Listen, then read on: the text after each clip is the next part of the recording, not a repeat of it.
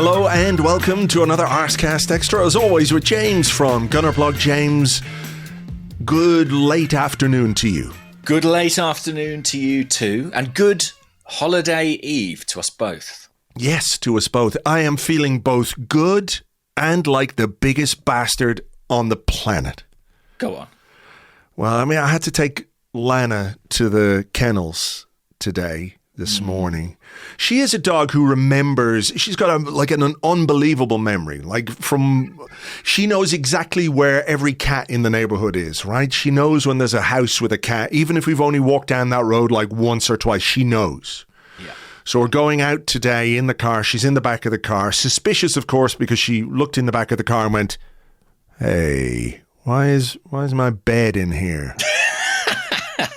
But we're going down the motorway, so she's watching to see which motorway it is. Is it the motorway that takes her down to the vet where she got her hip transplant? And the vet, that makes her sore? And then she realized when we gone down a different way that it was not that vet. It was the vet that takes her to prison, to dog Alcatraz, basically. Oh, man. I know. And look, it was all, it can be a bit traumatic. When Archer was alive, and this is her first time without Archer, when Archer was going into kennels, he was like, "Hey, what are you doing? Come back. No, I'm not going in here." She just kind of went off because she's really nice and she loves people. So she was kind of doing that little waggy tail thing going, "Okay, I'll go with you. You seem like a nice man." But I still felt like an absolute cunt. So, but, she'll be having her own little holiday, right? In prison.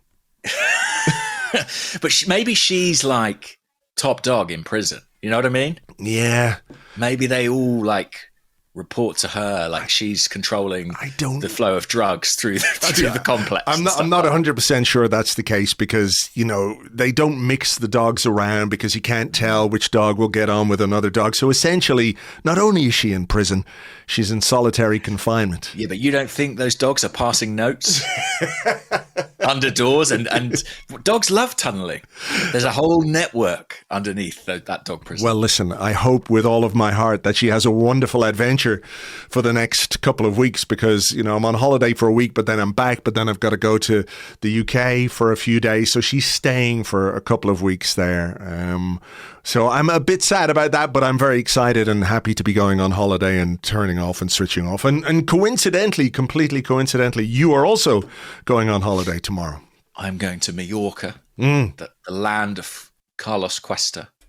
And I believe a favoured holiday destination for Mikel Arteta. Right. So the Athletic have sent me to track him down. No, not really. Let's hope you don't run into. Yeah, I mean, imagine his face. So not this guy. Can't go anywhere. Not a press conference. Union Chapel thing. He was there. Fuck's sake. I do these press conferences week after week. He insists on attending. Yeah, I can imagine Mikel sort of coming to, Tim Lewis, whoever, and saying, "I think I may have a stalker." Yes. It's that bald guy. Can we get a restraining order on that guy? Yeah. Well, they may try, Andrew, but I pay for my season ticket, damn it. And I'll still keep getting it. But I'm going to Mallorca on holiday. By sheer coincidence, we're holidaying separately. Yeah, but at the same time. Have you revealed your destination? Or is it top secret? Oh, it's absolutely top secret. I'm going back to Barcelona. Oh, shit, I've just revealed the top secret. Yeah, going back. I haven't been to Barcelona since before COVID, bizarrely. It's a place we used to go to quite a lot because my daughter used to live there, and obviously I used to live there. So it's a city I know very well and love very much. But I can't believe it's been, I think, 6 years since I've been in Barcelona. So looking forward to going over, revisiting some old haunts and basically doing nothing for a week. Just switching. Do remind them at every opportunity that we are the women's champions of Europe. You know what? I was talking to my neighbour Aidan earlier, who was over at the final. And I just said I should have got a Mariona jersey, shouldn't I? Yeah. Hey, at least you can lord it over them. I will. Anytime I see any fan of Barcelona, I'll go, "Ha ha! Your team lost." I was thinking just now about Lana being sort of cooped up in a prison across the summer. And it occurred to me that that's probably what international duty feels like for most footballers. Yeah, maybe so. I mean? They're still doing it. They're still penned into a little hotel. Yeah. You know, not allowed to socialise. The only joy you get is tunnelling from one room to the other. Exactly.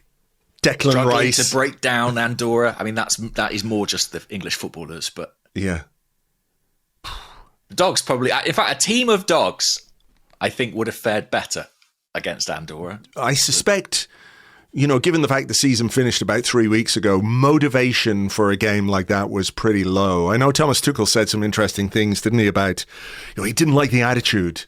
It's like, dude, come on. I know. You have to just sort of. Okay, I get it. You're the manager. You've got a job to do. You're a German in charge of England. That's a thing, So you have to be seen to take it seriously. But maybe the comment should be more about the schedule that has the players still playing at this stage when they should have been on their holidays weeks ago. Really, it's a bit of a liberty, I think, when you're an international football manager, which I think is sort of the biggest DOS in football. Do you know what I mean? Like, you get paid a lot of money to do a lot less than everyone else. Yeah, that's true. So yeah, it's a bit rich from him. Speaking of his nationality, I'm assured, I'm not a listener myself, but I'm assured there was a call to TalkSport this week in which a listener suggested that Thomas Tuchel might or would throw a game against Germany if England played them. Yeah, but nobody would ever find out, in the dressing room when he does the team talk and says, lads, bottle every challenge. Yeah. Just, when he puts Bukayo Saka in goal. Yeah. No flags will be raised. No, none at all.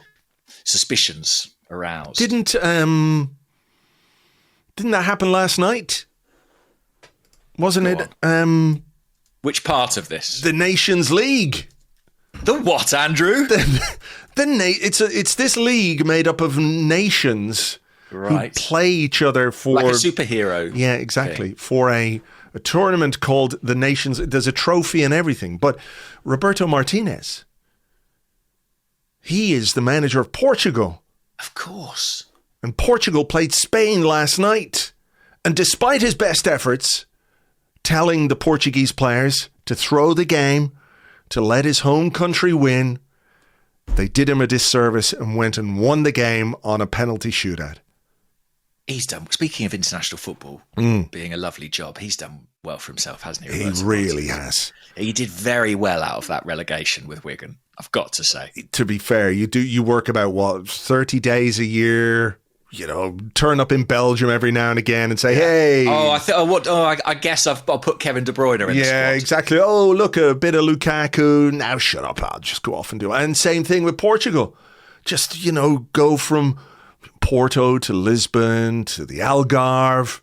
Enjoy all the fruits of the sea and that country.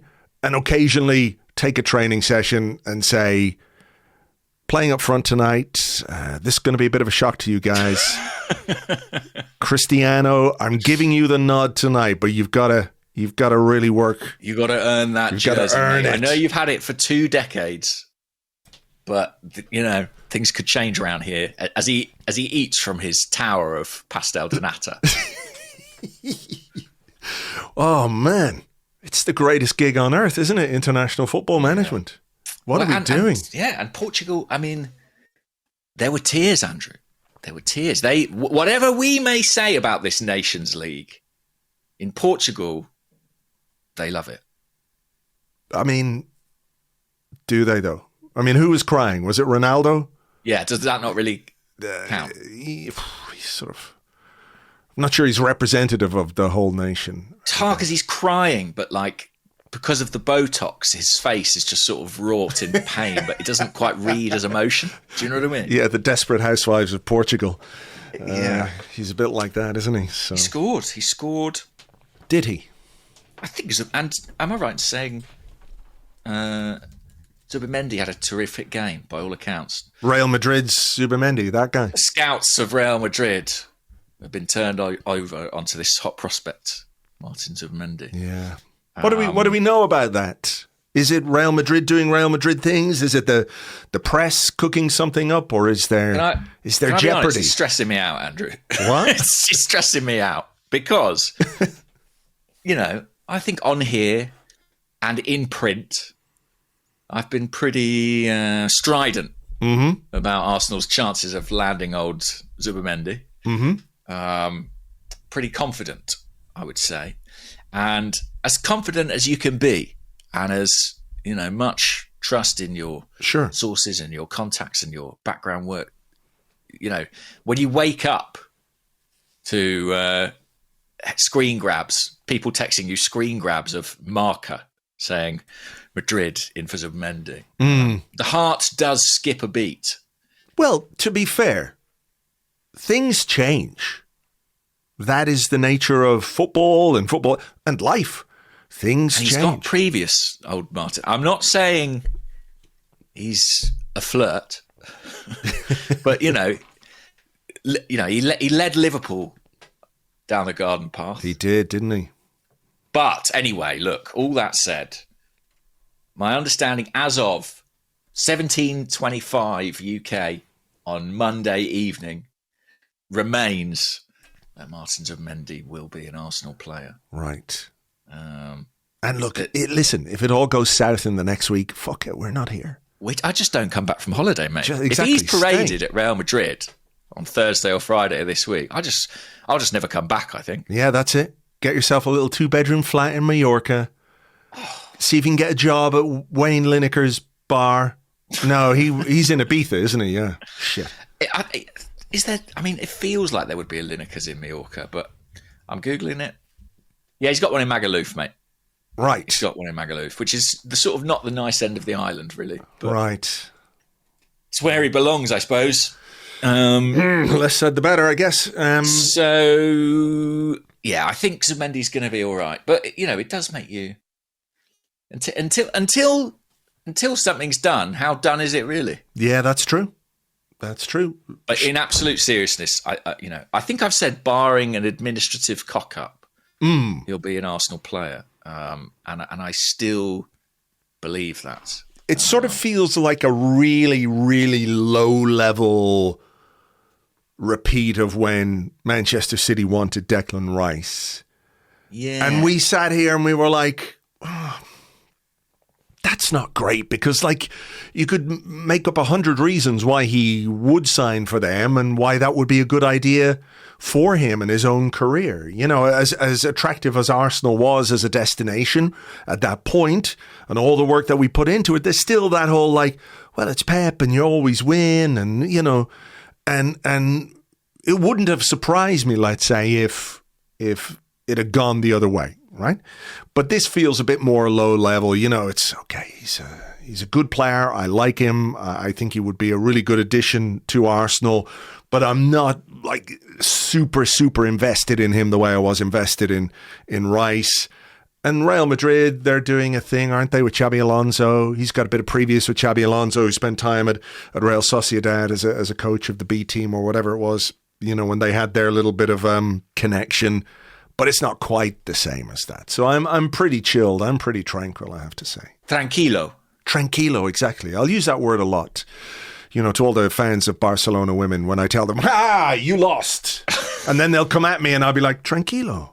Tranquilo. Amigo, it's all good. Hombre. I think I'm also tranquilo. But, and we've got to remember, it's not as if, with respect to my colleagues in the Mediterranean, it's not as if the likes of AS and Marca don't have previous for trying to destabilise deals or situations. And I think as well, the Rice comparison, the difference was at that point that City came in at a time when we were trying to find an agreement with West Ham, and ultimately it pushed that agreement probably higher than Arsenal had hoped. Sure. Even though it was, of course, half price. But the Zubimendi situation is very different. There is a deal with Sociedad that has been worked on extensively over a long period of time. one which suits them as well as us. Probably means they'll end up with a little bit more money over a slightly longer period, and they don't lose him to a domestic rival. So there's a lot of factors in our favour, and I think it is too far gone at this stage. Never say never in football, but I would be really shocked if there was a twist in the tale. All right. Well, that's that. We can put that. This is my last podcast, I guess. Yeah, it's been fun, James. I'll come visit you in Magaluf. Please do.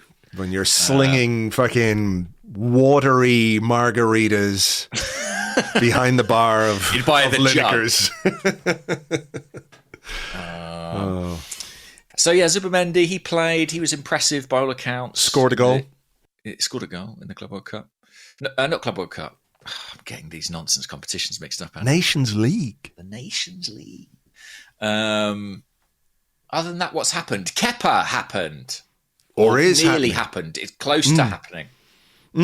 I know how you love an ageing signing from Chelsea, Andrew. Well, listen, I have had my issues with some of those signings in the past. There's no question about that. I don't want to scratch at any old wounds today before I go on my holidays. I don't want to get people riled up thinking about David Luiz or Willian. But no, I think I'm pretty okay with this one, to be honest. I think this is a pretty sensible, low-fuss way of solving a problem that we had to solve this summer, pretty early as well in the summer, so we can just put it to one side and hopefully have a summer without any goalkeeping drama. It's a shame, because we do love the goalkeeping drama, but yes, that would be nice, wouldn't it? I think... let's not forget, Neto was a bit of a kick bollock scramble in the final 48 hours of the window. He also was cup-tied in the League Cup, meaning that at one point in time, we had to field a child. So I think this is definitely a good thing. Isn't it mad, though? I wrote about this the other day on the blog when I was thinking about the goalkeeping situation at Arsenal in general. So we've got now an established number one, unquestionable number one, who suits the style of the manager and the goalkeeping coach, I guess, to a T, right? This is the guy that they wanted because this is how they want their goalkeeper to play. But if you go all the way back to 2020 and we had that situation when football started again after the lockdown and Neil Maupay injured Bernd Leno. Yes. So then Emi Martinez got to play, and Emi Martinez played really, really well, and we won the FA Cup, and then there was a whole what's going to happen here between Emi Martinez and Bernd Leno, and nobody wanted to buy Bernd Leno, but some people wanted to buy Emi Martinez. So we sold Emi Martinez in the summer of lockdown 2020, and then... we tried to buy David Raya. We had Bernd Leno in goal. So then we went and did the whole Aaron Ramsdale thing, which, as you will remember, was kind of a bit fraught because everyone went, him? You know? I mean, bear in mind, by the way, in between there, we signed Alex Ruderson. Well, yes. Which, didn't work out great. Then the following summer, I think we tried to get Raya again because that's what we do. Ended up getting Ramsdale, which was a very protracted deal. It went through after the season had already started, didn't it? It was sort of... Yes, that's right. Ramsdale and Odegaard deals came after the ill-fated Brentford game, at the very least. It's just 3 games at the start of the season. It was that time in our lives. Yeah. And then we had the upheaval of so Leno got dropped after those 3 games. Ramsdale came in for the Norwich game and stayed in for a couple of years. And but sort of not proved the doubters wrong, but there was a bit of circumspection about his arrival because he'd come from a relegated team and had been relegated before. He always does, Andrew. I got nothing to say to that. But he came in and he was like, yes, and became really popular, and everyone went, yeah, this is a great story. The manager's right. He spent the money. He's right. And then We bought David Raya. Then there was a whole ludicrousness of the like, well, you've got to have two great goalkeepers. That was a weird time in our lives, wasn't it? Who knows which of these goalkeepers is going to play, said Mikel Arteta. We did all those podcasts where we were like, yeah, maybe he's going to sub one on, or, like, what, play one in Europe, or certain stylistic games will suit one, not the other. No. He had no intention of ever playing one of those goalkeepers. Once he got the one that he wanted, it was like, well, that's it. And then, as you say, last summer, that whole period, remember when Raya did anything, good, bad, or indifferent, TV cameras are like, quick, cut to Ramsdale on the bench. And like, Aaron is sitting there going like, either clapping or sort of like, keeping a straight face. Because wonderful applause acting, I think, throughout that period. Every time Raya made a save, he must have known. Yeah, he was going to be on me in a second. The whole season that went on, and that sort of, I think even Raya talked about it. He was on with Fozman, Ben Foster. The Foz, like kind of a crap Fonz, I guess. He's always being interviewed by Ben Foster, David Raya. I don't know what that is, but I don't know. He interviewed him for TNT, then he interviewed him on Fozcast. And apparently they just go around each other's houses and do interviews. So all the time. Practicing for a career in podcasting once Raya. Maybe Raya's once Raya gets usurped for another £30 million goalkeeper at some point in the future. He's got to future-proof. Exactly. He doesn't know when Iñaki will strike. But that whole thing was, and Raya said, like, it was a weird thing because he didn't know, because it was a loan deal, if it was going to be made permanent, and there was a whole him versus Ramsdale, or the focus on those two goalkeepers. Then last summer, there's a whole pursuit of Joan Garcia, which took all summer long, which is why we ended up with Neto, and which is why on the 9th of June, even though the Kepa deal hasn't happened yet, I'm very happy for it just to be done. And maybe they'll be happy with a couple of, decent goalkeepers for a while, and we can like not do any goalkeeper drama for like a year or two. Yeah, that'd be good, wouldn't it? Yeah. I mean, when I first heard about it, I did have a sort of slight thing of like, does Kepa want to do that? Do you know what I mean? Like, he's only 30. I think he's 31 soon. But he'll remain 30 until that point. And he played a full season in the Premier League with Bournemouth. He's kind of around the Spain squad. I sort of thought he'd want to play. But we had a question, actually. I'll just do the question while it's here, because it's from Zilch on the Discord. He said, why does Kepa want to join Arsenal as a number 2? He gave up half his Chelsea wages for playing time at Bournemouth. Now he's willing to lose playing time as well. Why be a number 2 when you can still be a number 1 at another club? So I think it's probably reasonable to say Kepa could go and find a club where he could be the number 1 and play week in, week out. Like he was, actually, he still remains the most expensive goalkeeper of all time. Wow, that's mad, isn't it? And he's been capped 13 times for Spain. Yeah. His performances for Bournemouth were pretty good, actually. Yeah, he did well there. But maybe it is about wanting to stay in the Premier League. Maybe it's about wanting to stay in London. Maybe he's super competitive. He backs himself to be able to challenge Raya, even if I don't think that's why he's being brought in. But, I think from our perspective, to have a goalkeeper who, you can play him in the cup games, until such time, maybe as you get to the later stages, and then you have that decision to make about, do you stick with the cup goalkeeper or go with the guy, who's the better goalkeeper in your eyes anyway. But also somebody who I think if something happened to Raya, we wouldn't panic the way I would have last season if it were a case that Neto had to play for any period of time, Well, my understanding is that Kepa knows where the perimeter of the penalty box is. So that's going to be an advantage. Amazing. He's also legally allowed to buy alcohol. So straight away, he's got 2 advantages over some of our keepers from last season. Now, I think personal reasons will have been part of it. Staying in London, he's got a young family. I'm sure the sort of lack of disruption of being able to stay in London will have been an attraction for him. Also, if he probably understands that Raya is the number 1, but he's prepared to push. But let's say he thinks I'll play in the cups. I mean, Arsenal really need to win some cups. Yeah, So, yeah, that's true. And they're kind of due one, you would say. Mm-hmm. So his chances, if he's with us for 2 or 3 years, it's not inconceivable he could play in a couple of finals and win something.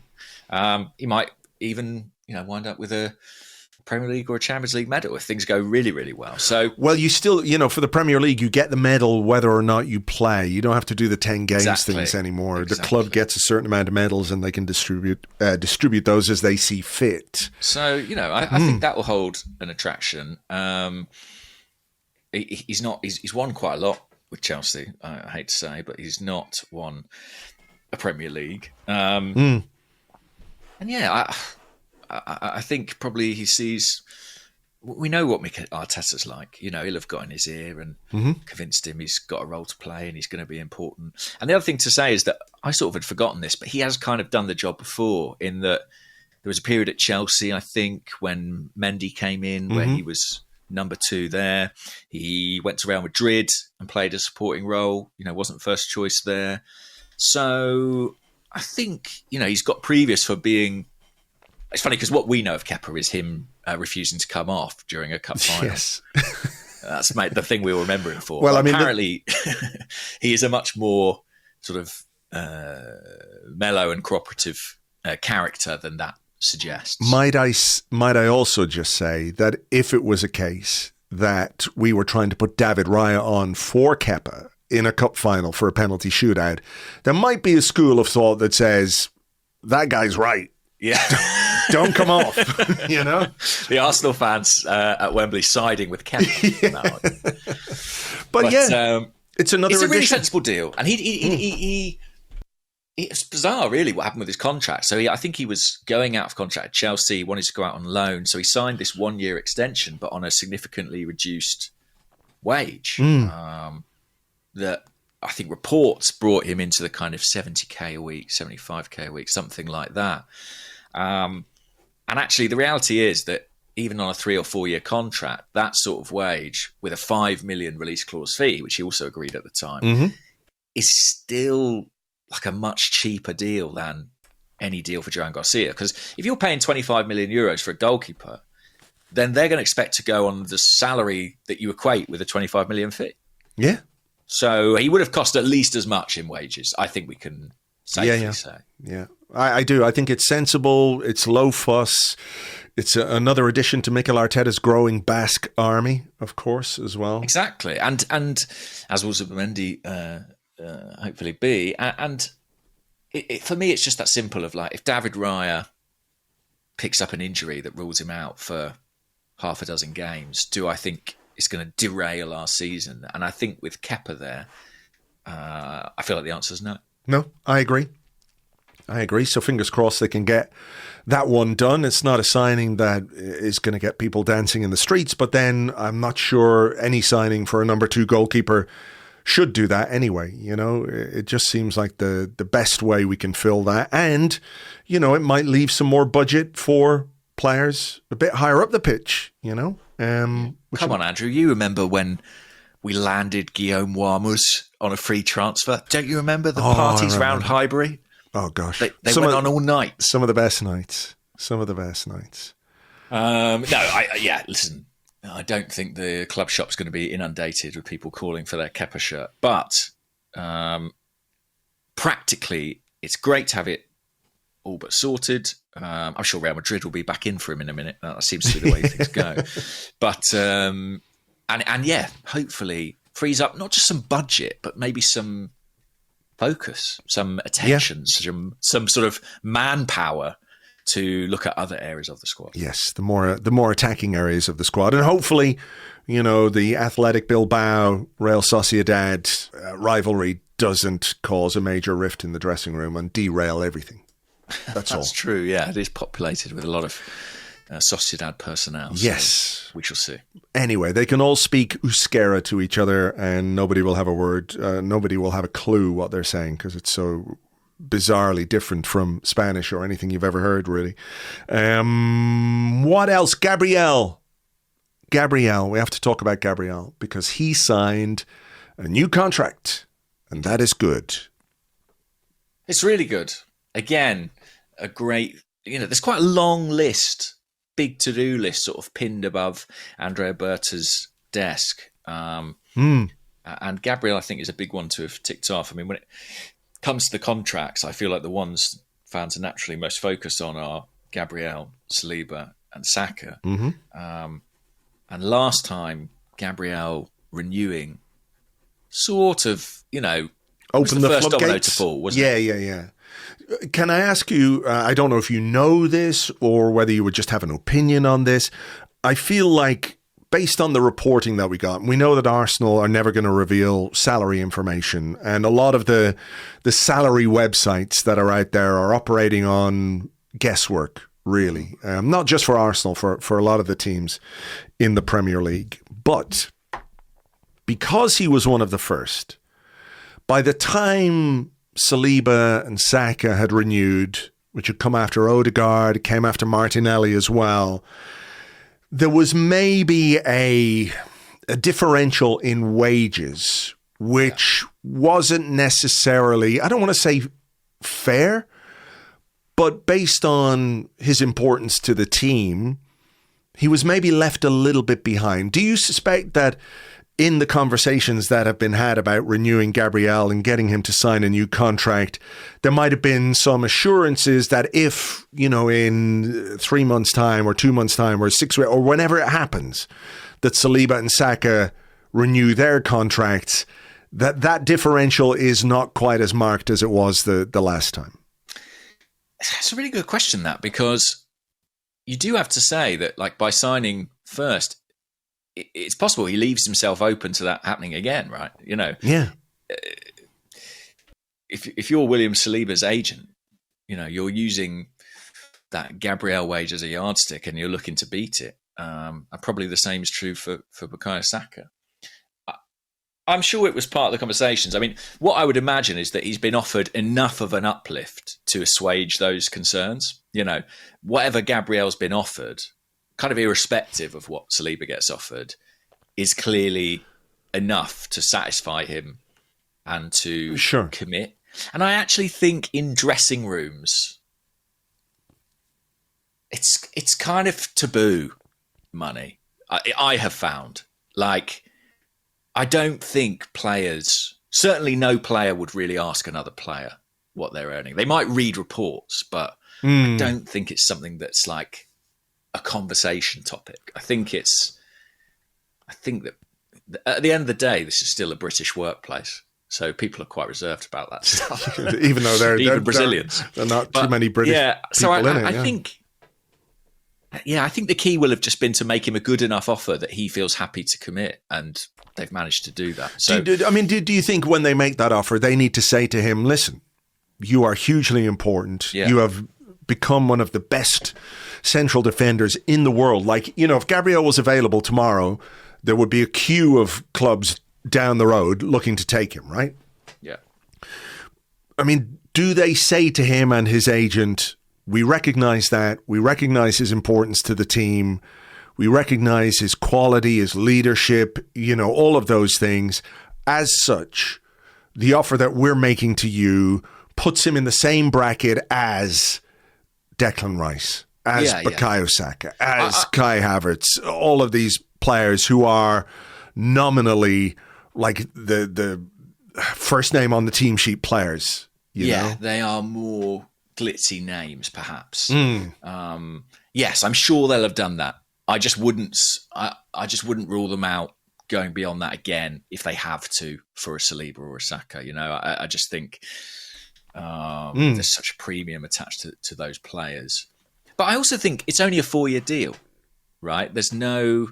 I think I'm right in saying that. No option, runs to 2029. Yeah, so guess what? In 2 years' time, you're back at that negotiating table. And Gabriel is 27. For a centre-half, like at 29, he might even be sort of at his peak at that time, or coming into it. Sure. I mean, look at what Virgil van Dijk is doing and earning at his time in life. How old is Van Dijk? He is... 33? 34? 33, 34 this summer. So, you know, Gabriel might be looking at at that as a bit of a barometer and thinking, well, I might have another, 6-7 years at the very. So my earning power is going to continue across that, and I think that the 4-year deal is a reflection of Arsenal's probably commitment to renegotiate terms if they feel like it's warranted. Yeah. And I would imagine, I'd be guessing, but I would imagine that Saka, Saliba, they'll look at that 4-year term. I'd be very surprised if they extend for longer than that, because it's in their interest to have the short term that forces the renewal, the renegotiation, and probably an uplift. Yeah, of course. It gives you a bit of leverage, doesn't it? Whereas if you sign a 9-year +1 deal like everyone who signs for Chelsea, why don't those players do that? Well, I think they're incentivized, aren't they? So there are big sort of uplifts as you go on within the deal.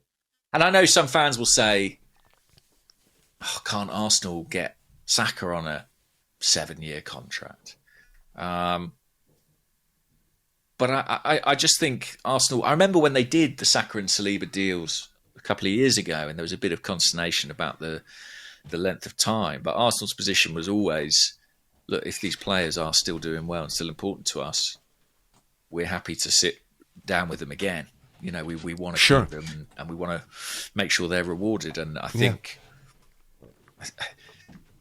football is about being a sporting director is about keeping everyone happy. There's no point having someone on a 7-year contract that 5 years into they were wishing they'd had another deal. You know what I mean? Yeah. I think the other thing about the Gabriel contract is that, it gives you a bit of, as you said, it was the first domino to fall last time around. Yeah. But what it says to me as well is that within the playing group, there is still a lot of faith in this project and what this project, for want of a better term, could accomplish and achieve over the years to come. I think if there are doubts, players talk. They might not talk about money, but they'll talk about all the rest of it, For sure. So it indicates, that one of our best players is absolutely happy to commit his prime years to Arsenal. And I think if you are looking for signals or signs about the other players, that's a good sign. And I think as well, if you're Arsenal, you can turn around to Saka and Saliba and these guys and say, look, Gabriel is staying, and maybe Martin Odegaard signs a new contract, or maybe somebody else signs a new. These things are ways of just building blocks, aren't they, to convince the other guys that Arsenal is still the place to be. Absolutely, yeah, and it's great news in isolation because Gabriel's so great and so important. But I do think it's really positive, in the wider picture for the club as well. And funnily enough, on the Kepa thing. Just sort of slightly adjacent to this, I do wonder wonder how long it will be before Arsenal look at David Raya. If Kepa's coming in on similar money and Raya's the established number one, he's been here for 2 years now. He's been Golden Glove winner in consecutive years. I think within the next 12 months, we'll probably start to see stories about David Raya getting a new deal with Arsenal too. So the process is always ongoing. Gabriel is definitely a big piece in the jigsaw. Fair enough. Before we go into the break, Don's14 on the Discord says, hello, gents. A touch different to what everyone else will be asking, but what type of fuck you money do you need to be earning to feel comfortable buying a £1,000 belt like the one Andrea Berta was wearing in the Gabriel contract extension photos? And it's making me wonder, is Don's 40, is he that menswear guy on social media? The guy who knows everything about all the clothes. He's great, but I would never have noticed the belt. No, he is quite, what's the word? He's quite a well-dressed chap, is Berta. I always remember when he first walked into the media room at London Colney on his first day, and journalist Isan Khan of the Daily Mail immediately remarked on him having a very nice blazer, and I gather that I think this has been printed, so I think it's fine for me to say. Hang on, James Ollie. Tie.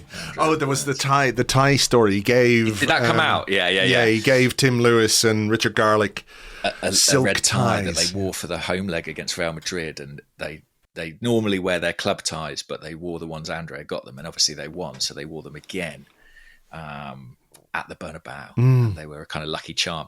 Did they wear the ties for the PSG games? I don't know that. They fucking didn't. And if they didn't, then we know who to blame and why to blame. All right, Lewis and Garlick, sounding like a cop duo. Your tie etiquette let us down. That's what it was. An Italian man with style. Whatever next. I know. It's crazy. Just catwalking through the training ground. I mean, listen, he's earning a pretty penny, I think, in his new gig. Mm-hmm. It's quite a well paid. If you can keep all those people happy and get all those contracts done and live with the stress of the transfer window, there are rewards there. And if he wants to buy himself a nice little belt, I was going to say, let's just hope he loosens it in the transfer window, but that's purse strings, isn't it? Yeah, we very much want the belt to stay on. Yes. Okay. We do not need to see Andrea. We don't want Stan Kroenke undoing his belt. No, we don't need to see Andrea Berta's Michelangelo. That's all I'm saying. Okay, yeah. Okay. Shall we call that part one? I think we should call that a part one. We will be back with your questions and more in part two right after this.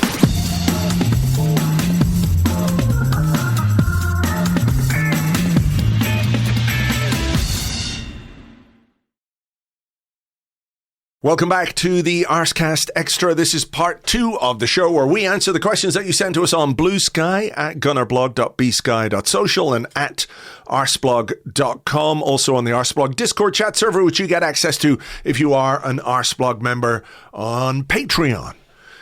Do you want to go first? Will I go first? You go first, Andrew. Okay, what was going on with David Ornstein's nose video? Is that your question to me? No, but somebody mentioned a question. I was like, what? What's happening here? It's disappeared from the internet. Someone said he put up a jokey video with his barber saying he has to reveal who we're signing. And as he waxed his nostrils, he said Sesko. AI comes up with some weird shit, right? Oh, that's what it is. No, I think it was legitimate. I don't want to speak for David, but I'm going to do it anyway. Yes, I think he was at his barber's, and as a kind of joke, they were like, you know what you should try? And as I understand it, so they were going to wax his nostrils, and basically, as a gag, the barber was like, tell me who we're going to sign. And then as he pulled one out, he said Sesko, and as he pulled the other one out, he said Gyökeres. Which nostril do we believe? Arse, he said Ollie Watkins. Oh, dear. I didn't see that video, thankfully. That video's not made it onto TikTok yet, so that's a relief. That's good. But yeah, I think it was all in jest. I wouldn't... No, I can't imagine David would, reveal the inner workings of a transfer in that fashion. Well, you've got to move with the times. Well, that's true as well. That's true. I think... I think what happened was it got clipped up, but they only showed the first nostril. Was it the left the clip of David shouting Sesko? Was it the left or the right nostril? The nostril of truth or the nostril of lies? Presumably, it may have been filmed in a mirror. I think it was his left nostril. Okay, then it's Sesko. World exclusive for everyone there. That's how it works. Don't ask me how I know. I just know. Anyway, because David had been talking about Arsenal signing 3 forwards or looking to sign 3 forwards. That was a clip that I did see. Not the Ollie Watkins clip, thank goodness. But Apostle No of Church Enya on the Discord says, with rumours of Arsenal looking to sign 3 forwards, do you think there's a chance we might see a surprise departure of someone like Martinelli? Did David say, 3 forwards? I'm just reading his words. Focusing on number 9. Top quality wide player. Players like Rodrigo, Gordon, Williams on the left-hand side also want a backup for Saka on the right. I mean, the thing is, they kind of need a backup for Saka on the right, in my opinion. Are we now, based on sort of what you'd said last week when we talked about Ethan Nwaneri, are we assuming that that's not the role that they envisage for him next season? That's kind of what I'm hearing, yeah. Right. When you couple that with the horse noise, it makes it all the more true as well. Yeah, well, any football journalist worth their salt knows about the horse noises. And let me tell you, when this is aggregated, I want the horse noises. I want the horse noises transcribed, and I want me failing to pronounce horse noises transcribed as well. Gunnerblog says, yes. Yeah.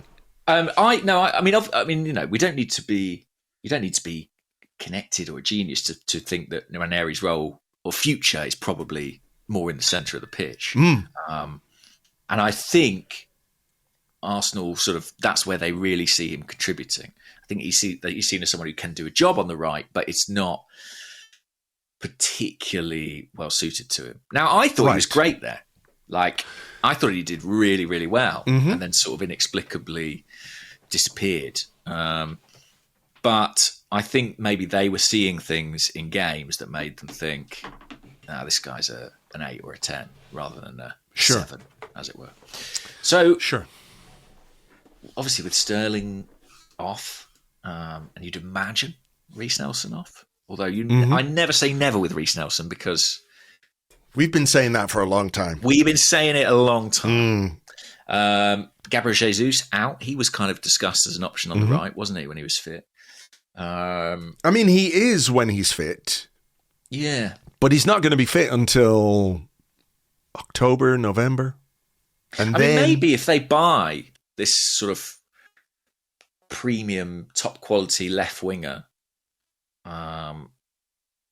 maybe Gabriel Martinelli has to sort of, accept, maybe he becomes a bit of a rotation option on the right. Yeah, maybe. Because I can't see, to come back to the question, I can't really see room for a new number 9, a new left winger, Martinelli, Trossard, and then potentially a right winger as well. I don't see that. I think that's too many. I mean, it's exciting, but I think one would go in that if that was all to happen. And maybe it would be Martinelli, but there's got to be a buyer. Yeah, that's true. I think Arsenal probably look at it and think, is this the right time to sell Martinelli? Is he at the height of his value right now? What we should do is put some stories out in the press about how we want to buy Martinelli, and then Real Madrid will just come along and gazump us. Very possibly. They'll need to replace Rodrigo, of course. Yeah. I don't think there's anybody who's like trying to lure Martinelli away right now. Based on the work I've done and sort of what the information I've received, I don't think he's looking to get out. I don't think someone's banging down the door. And so it would take a buyer to come forward who hasn't necessarily at this point in time. Yeah. Trossard, we know they're talking to about some sort of new contract. So I'm a little bit dubious about either of those two going. Yet at the same time, I accept the sort of premise of the question, which is that these numbers don't quite add up. No, yeah. Like, it does feel like that if someone's going to go from the forward line, it's going to be either Trossard or Martinelli. But I mean, is it a case that because Andrea Berta is in and he's talking to everybody and talking to, I do love these stories, Andrea Berta, he wants to get all the information before he makes a decision. Really? Yeah, I know. Wow. Fucking hell. That's Several incredible. million quid a year you pay for that sort of insight. I'll do it for fucking half price. Yeah. Because previous other sporting directors, they just pull names out of hats. That's exactly. Oh, look, I've got a 2-pence piece here. Will it be heads or will it be tails? That was what Edu used to decide transfer decisions on the flip of a burger. While at the grill. Heads or heads. Yeah. That was the strategy. I The honest answer is I don't know. And I would still, I mean, look, who's better informed than David? Nobody, really. But I would still be a little bit surprised if Arsenal signed 3 forwards. Oh, I would fall over if Arsenal signed 3 forwards. Okay. Well, we wait to see if you remain standing. I mean, if they do, I think surely that involves one going out. Yeah, has to. Because, these names we're talking about, your Rodrigos or your Williams or your Gordons, they're costing a pretty penny. Are they the names that Arsenal are talking about? If, not just we're talking about, but are they names? No, I think so. I think they're fair. I think they're fair to say. Right.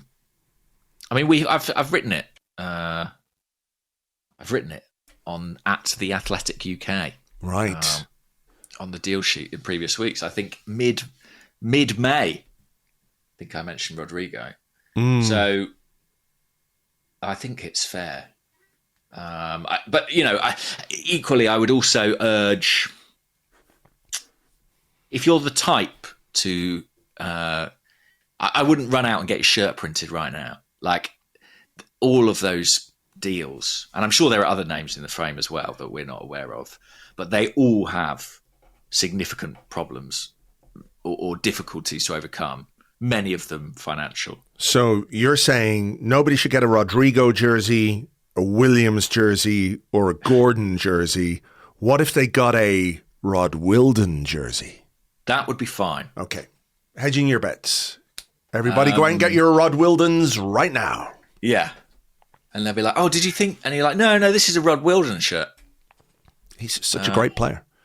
He's a great player, yeah. Love the Rod Wilden. Here's a question from me to you. Okay.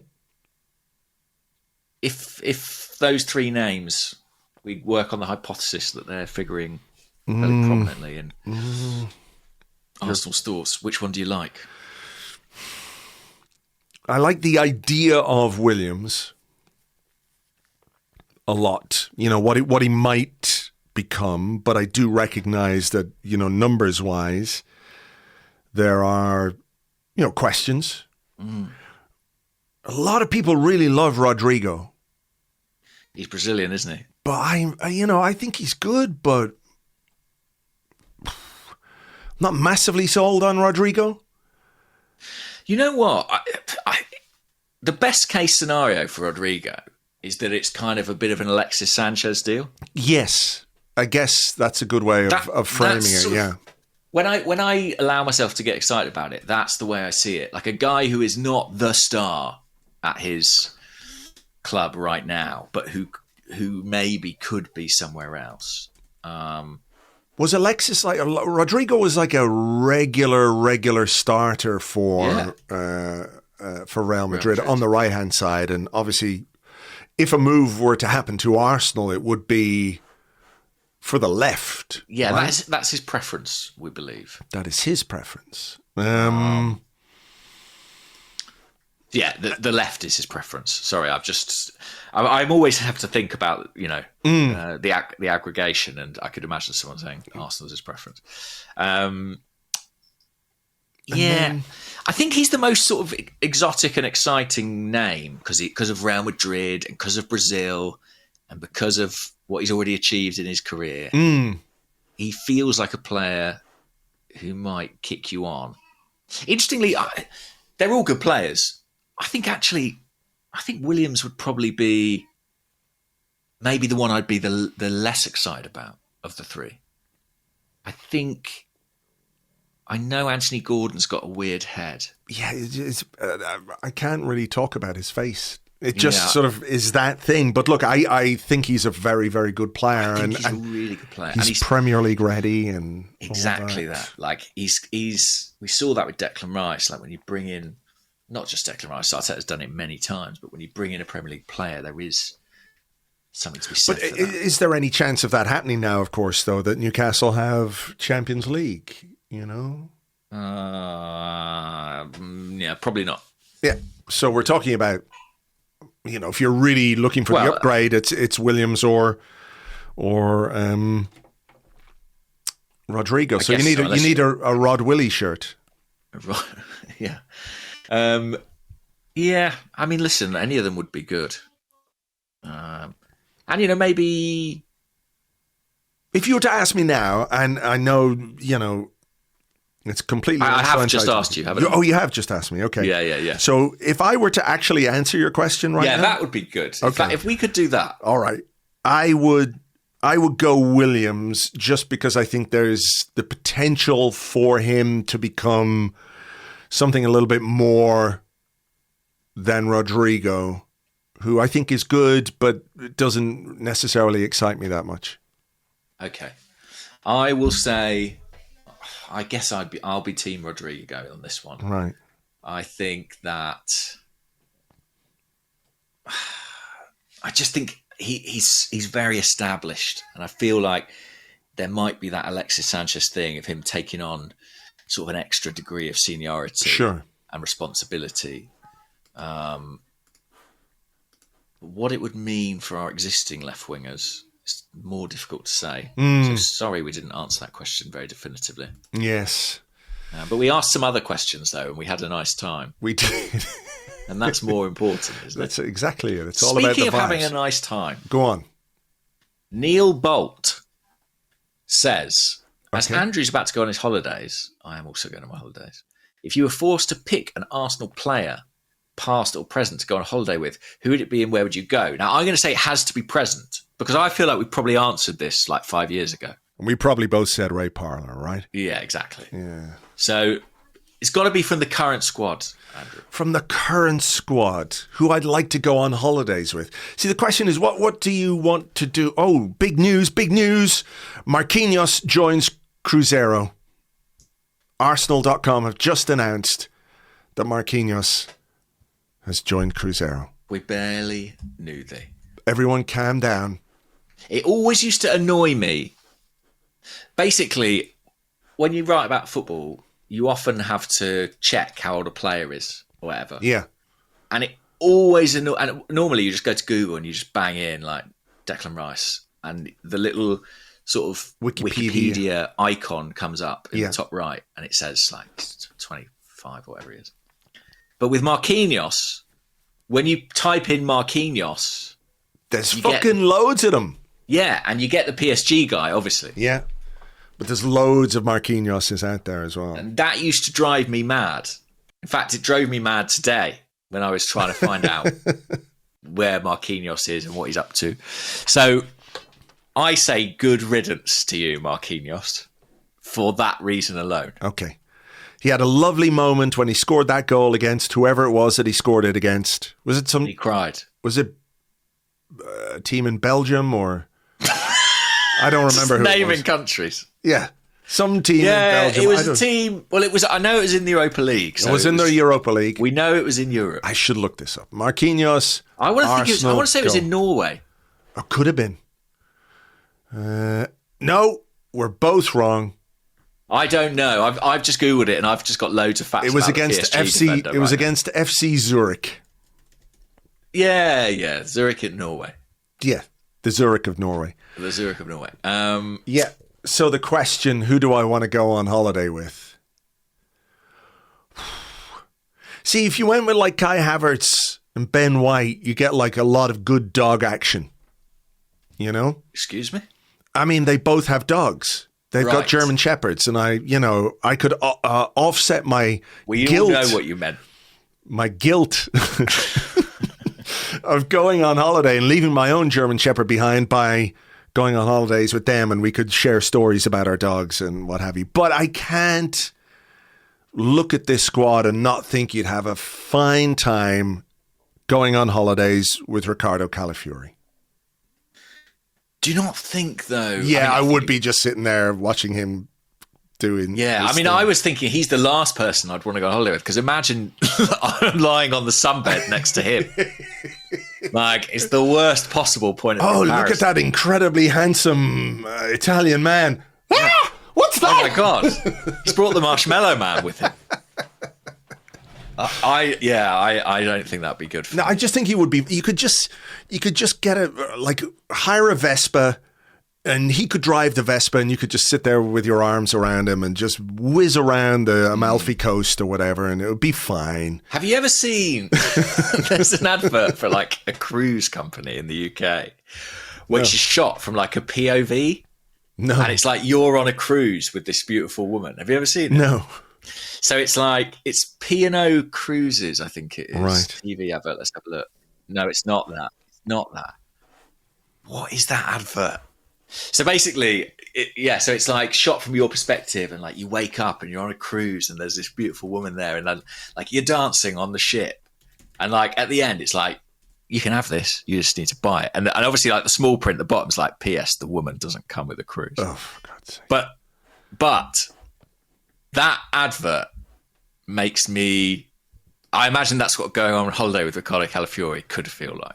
You know what I mean? Yeah, I get it. You'd be romantic. You'd be. Listen, I'm happy to play second fiddle. You know, it's fine.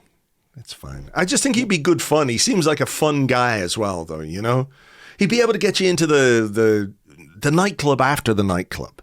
You know, yeah. Not the nightclub. The nightclub that you go in where he gets you in. You go to the front of the queue and he gets you in, and you're in the VIP room. But he gets you into the nightclub after that nightclub closes. That isn't run by Wayne Lineker. Yeah, okay, fine. We'll go. I'll take the hit. We'll go with Riccardo. Okay, fair enough. It's my question. Is it? Yes. God, that seems like a very serious question. It's not been a very serious podcast. No, it hasn't. Aggregators are going to be cross. I'm going to ask it anyway. Okay. Danielle Ahmed, who's at danielle.bsky.social, he says, do you think Arteta is at the cutting edge of tactical innovation, or is he among the final good executors of the last tactical cycle? Oh, wow. That is quite serious. And do they know it's us they're asking that? Yeah, I know, yeah. Hello. Just to be clear, I'm not Michael Cox. Yeah. Je ne suis pas Billy Carpenter. I don't know. That's a really good question. It's a really good question. I suppose it depends how quickly it moves. My suspicion is it evolves faster and faster, football. He trained. When did he study his coaching badges? That would be about 7-8 years ago now. More than that, I would say. Because he was ready to go as an assistant coach for Pep when he retired. Oh, you're right. You're right. When did he retire? 2016? Arteta? No. It must have that's been. 9 years ago. Arteta retired player. 2016, yeah. Yeah. I think he is probably still at the cutting edge. I do, as a manager particularly. Like what I would say is the guys at the cutting edge, by and large, aren't in the top jobs because they don't have the seniority or the reputational profile. Arteta is a modern coach who is already a manager and became a manager at an incredibly young age. And I think that probably makes him more in touch with the cutting edge than most Premier League managers. Yeah, he doesn't strike me as a guy who would say, right, I know everything there is to know now, and I will just do it. I feel like he will be, I don't want to sound like I'm on a fucking Jake Humphrey podcast, right? But I guess he would be upskilling along the way, if that's not a wanky LinkedIn word to use. But you know what I mean? Yeah. I mean, I'm sure he's always, been a guy who's about kind of relentless self-improvement. So I don't doubt that. I have a really interesting, what I would say is, by the way, that I think it will evolve faster and faster. And within 10 years, 5-10 years, I think that probably won't be true. I have a complementary question here. Okay. As in, it fits well. Not that it's nice about us. Oh, right, okay. So having referred to us both as marshmallow men, it's not that kind of compliment. Pete Lukacs. Arsenal have a very stable core coaching team. Mm-hmm. My intonation made that sound like they have a team of coaches who work on stabilising players' cores. Arsenal have a very stable core coaching team. Mm-hmm. Stuyvenberg, Cuesta, Jova, Cagna, Molina have all been there for 4 years plus. Steve Round leaving 2 years ago was the only big change. Is there a danger of training becoming stale? Do we need an addition? Maybe a please just shoot coach? I think you've got... Attacking phase coach, by the way, who did get added. Did they? Skills guru, I think. That's his name. That's a great name. Like, you're born, your name is Skills Guru. What else are you going to be other than an attacking coach? I think he's still there. Is his name Skills Guru? Techers Guru. Apologies. Techers Guru. Didn't Arsene Wenger bring in like a keepy-up champion for a while? Am I right? Do you remember that? I don't know.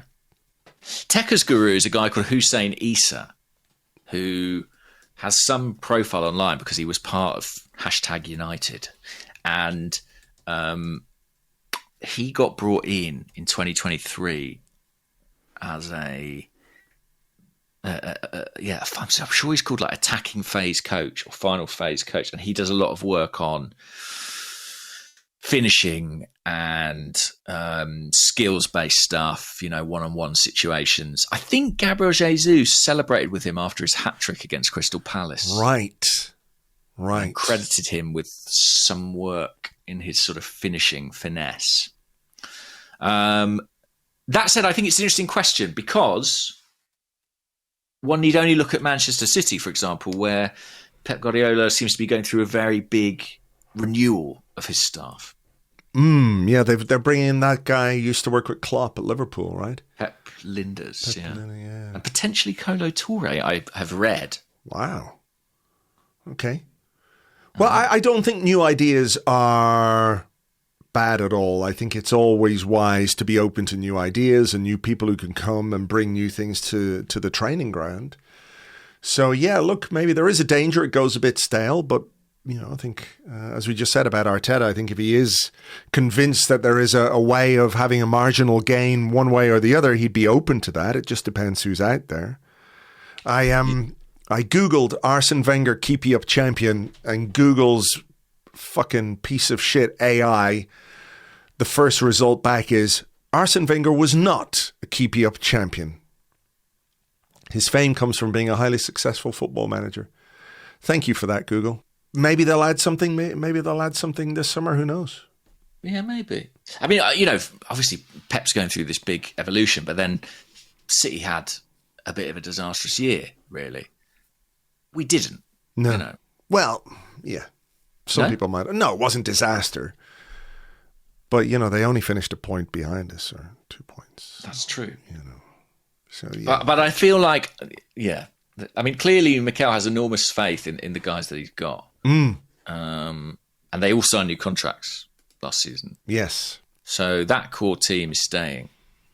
I think the biggest risk or the biggest probability maybe is that somebody gets pinched. Snaffled by somebody else, yeah. Does Albert want to be a number one at some point in time? Does Carlos Cuesta see himself as a number one? I think I wouldn't rule out something like that happening. Yeah. And that might, bring some change. But I think successful managers have often shown that change can be good and can be healthy and can be valuable. So that wouldn't worry me. Ferguson did it all the time, didn't he? He would bring in a new assistant manager every few years, and it kept things fresh and working for them for quite a long time. So yeah, absolutely. Do we want to do the critical T? Let's do critical T, because critical T has gone to the trouble of making us a game. The player ratings game. The player ratings game. But where is it, critical T? I can't find it. It's right there in the Discord. I'm searching. I find the. I know what I have to do. I have to go search by user. That's what I have to do. But if you go to that channel, it's right there. It's basically I've got it. Scroll up a bit. So Afternoon, gents, says T. Welcome to the season review edition of the Player Ratings game. This is part 1 of the review and will only feature ratings for the first half of the season, i.e. 2024. The last eligible game is our 1-0 win over Ipswich on the 27th of December. Good luck. How could we forget that great 1-0 amazing 1-0 win over Ipswich that I don't remember at all? I like this bit because you have to guess. Yeah. I have to do almost nothing except read things out. Okay, let's do it. Rating 1, 5 out of 10. Had a great chance to win it, but blasted over the bar from Sterling's setup. He badly needs a goal at this point. Martin Odegaard? There's a Martin in it. The name contains the name Martin.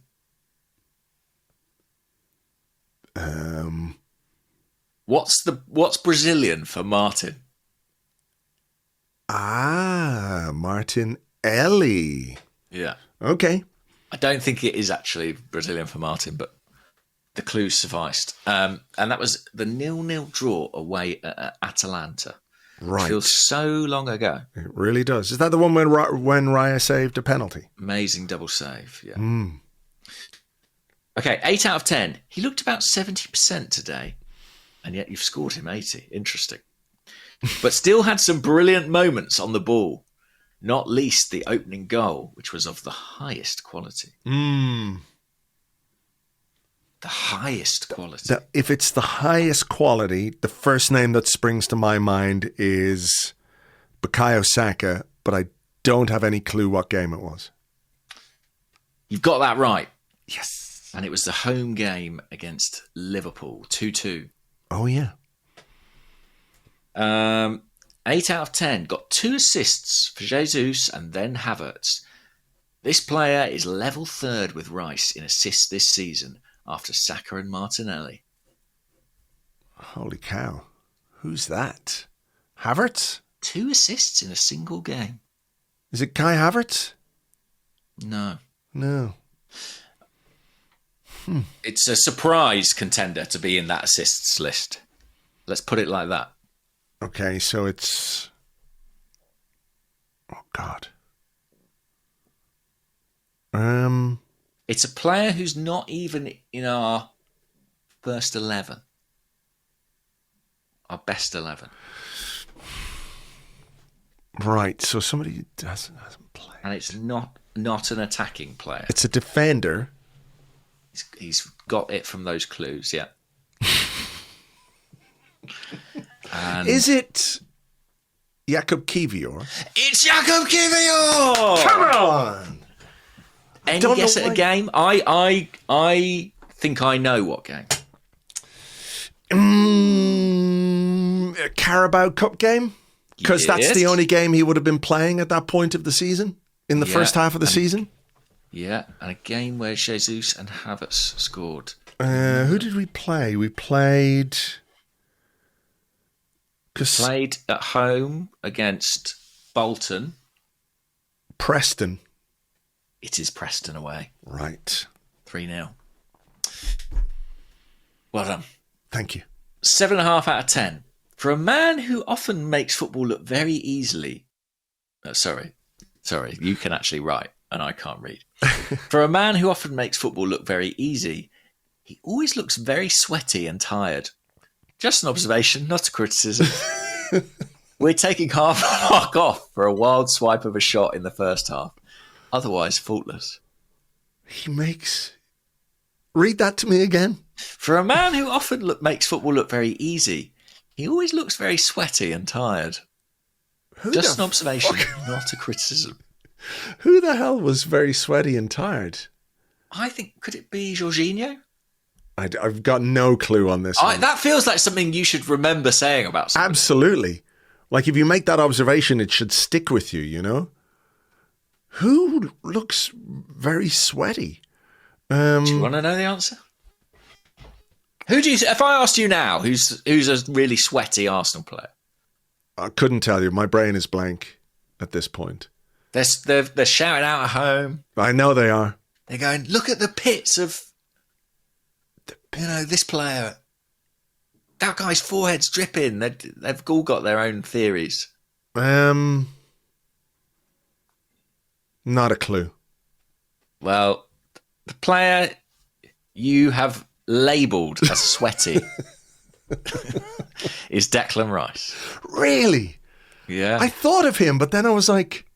He's quite... Yeah, listen, we all love Declan Rice, but he's sweating a lot out there.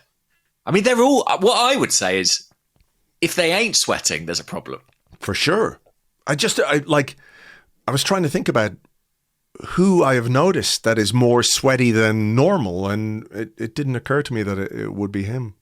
So... I remember when he had the mud on his shorts and it looked like he'd had an accident. I remember that game. Right.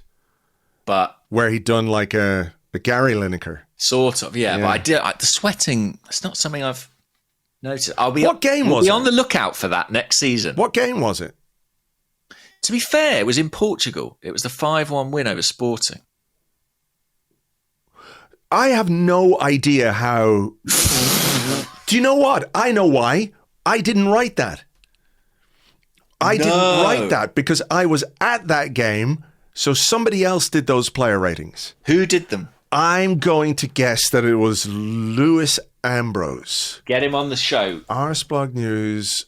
Well, let's get him on the show and he can defend his observations about Declan Rice. 1-5 Arsenal. Let me see if I got player ratings. Okay, here it is. Who is... Okay, oh, do you know what I did? I set up the post on the website for whoever it was that did it. The perfect crime. And it has my byline, but I didn't do it because I was at the game and didn't get back to... If you called Declan Rice sweaty, you just need to own that, Andrew. Listen, if I called Declan Rice sweaty, I would remember. Well, that's the thing. And I don't remember ever making that observation because I didn't do it, and I'm pretty sure it was Lewis. Pretty sure. Well, from next season on the show, there's going to be 3 parts. Part 1 where we talk about the game, part 2 where we do questions, and then part 3, how sweaty was Decky? How sweaty was Decky? Where we analyse, what we would have got if we'd wrung out Declan Rice's shirt. Mm-hmm. How many pints of sweat would we have got? Yes. Okay. There's one more. Okay, come on. Let's do it before we go on holidays. All right. Who's ringing me now? I'm doing a podcast. It's David Ornstein's left nostril. David Ornstein. Right. 6.5 out of 10. Okay. Made one of the Jesus chances, but missed a huge opportunity of his own. I think the TNT Sport chat about him being lucky to avoid a second yellow was overblown, but some refs might not have been so generous. That... Raheem Sterling? No. Game where he could have been sent off. It's going to be an attacking player, isn't it? Lewis Skelly. Lewis Skelly? No. No, fuck. Who avoided a second yellow? No idea. I'll give you a clue. Go on. What's Brazilian for Martin? Odegaard? Martinelli. It's Gabriel Martinelli. And it's the home game against Monaco, which we won 3-0. Lucky to avoid a second yellow card. Don't remember that. Me neither. It's a huge opportunity of his own. Martinelli's taken a bit of a battering, actually, in this game. In this player ratings. We're going to sell him anyway. So we're selling him anyway. Forget about it. Exactly. Selling him to bring in Rod Wilden. The new hero. That will get aggregated. Yeah. Arsenal are eyeing a move for Brazilian star Rod Wilden. That would amuse me a lot, I have to say, if that was the case. Right. Listen, we should leave this here because I've got to pack a bag and I've got an early flight tomorrow and I need to try and get some sleep and get this podcast out to everybody, just so you know that I am literally off for the week. The blog will continue as always. Andrew Allen, Tim Stillman, Lewis Ambrose will be there calling Declan Rice sweaty. But they'll keep the blog going. All the stuff will be going on Arseblog News. The next podcast we're going to have for you will be it'll be next week. It'll be next Wednesday when we reconvene to figure out exactly what's happened in the week that we've been off, assuming, of course, that you are not living your new life as a regular human bartender in Mallorca. Yes, absolutely. Hopefully all the transfer business has been done by the time we're back. That's it. All the strikers. Yeah. We'll sign all the strikers, all the defenders, all the goalkeepers. It'll be magic. Right. And you can thank us for going on holidays. But we want to thank you, of course, for being with us. As always, we really do appreciate you listening. Thank you so much. We're going to take a break. We will be back with more in just over a week. For now, though, take it easy, folks, and we will catch you on the next one. Bye-bye.